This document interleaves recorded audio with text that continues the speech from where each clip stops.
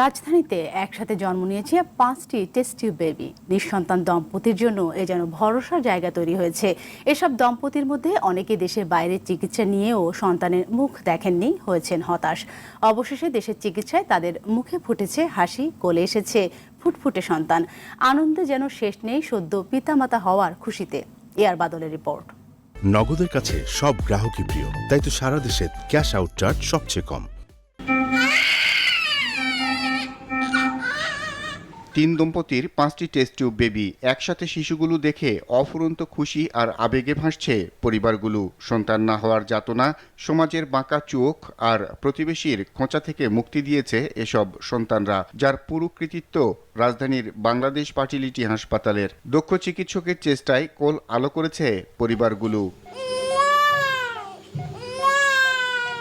নিঃসন্তান দম্পতিদের কেউ 7 বছর, আবার